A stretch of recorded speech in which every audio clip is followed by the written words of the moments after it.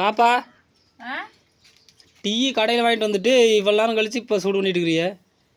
அப்புறம் என்ன பண்றது, எல்லாம் வந்து கடையில் வாங்குறீங்க. நான் இங்க ஸ்நாக்ஸ் இல்லைன்ட்டு பச்சி போண்டா ஏதாவது வாங்கி கொடுன்னு சொல்லி சொன்னேன். அப்புறம் இந்நேரத்துல பச்சி போண்டாவெல்லாம் இல்லைன்னு சொல்லிட்டாங்களாமா, 6 மணிக்கெல்லாம் இருக்காது அப்படின்ட்டாங்களாமா.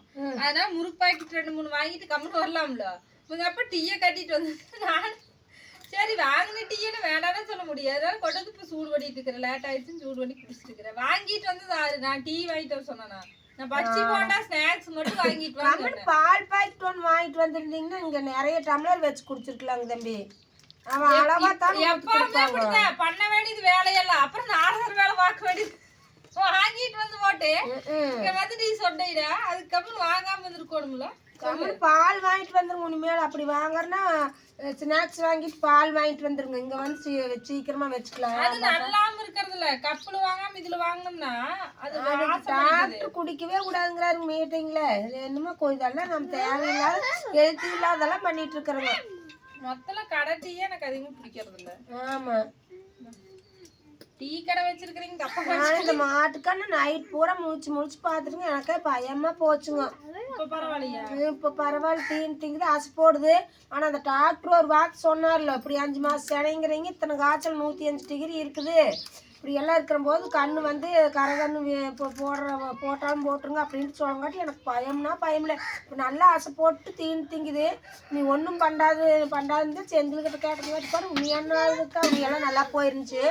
அதே மாதிரி நல்லா போயிடும், கண்ணும் நல்லா வறுத்து நல்லா இருக்கணும் அப்படின்னு திண்ணீர் எடுத்து இட்டு விட்டுட்டு சாமி கும்பிட்டு நைட்டு நமக்கு தூக்கமே வேலை. இந்த மாட்டுக்கண்ணை பார்த்துட்டு அது நல்லா தான் அசை போடுதானா. சரி நல்லாயிரு, அவரும் சொன்னாரு எப்படியும் நல்லாயிரு, டேப்லெட் கொடுத்து முடிக்கும்போது சுத்தமா நல்லாயிரு, நீங்க கவலையெல்லாம் படாதீங்க. அப்படியே மறுபடியும் அசைவோடாம சோந்த மாதிரி இருந்துச்சுன்னா கூப்பிடுங்க, அப்படியெல்லாம் இருக்காது, ஆனா இருந்தா கூப்பிடுங்க அப்படின்னு சொல்லி சொன்னாரு. ஏன்னா அது ரொம்ப வெயில்லையும் இருந்துட்டு மழையில ஒரே நாள்ல நடந்ததுனால சூட்டை கிளப்பிச்சு. அன்னைக்கெல்லாம் நிறைய நாள் தொடர் மழை வேற போதெல்லாம் நாங்க ஒரு நாளைக்கு கட்டுவோம், ஒரு நாளைக்கு அப்படியே தூங்கிட்டோம்னா ரொம்ப தூங்கிட்டோம்னா அது வாட்டுக்கு நனைஞ்சிட்டே கம்மன் இருக்குங்க. ஆனா இந்த தடவை திடீர்னு இத்தனை நாள் கழிச்சு மழை வந்ததுனாலயே என்னமோ காலையில கூட நல்லா போய் இந்த பிள்ளை கொறிச்சிட்டே இருந்தது அரும்புல.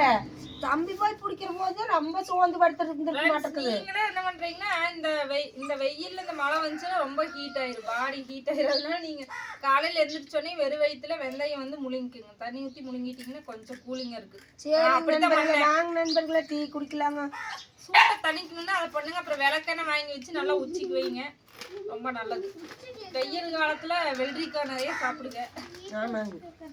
ஓகே ஃப்ரெண்ட்ஸ், வாங்க டீ குடிக்கலாம், ஸ்நாக்ஸ் சாப்பிடலாம்.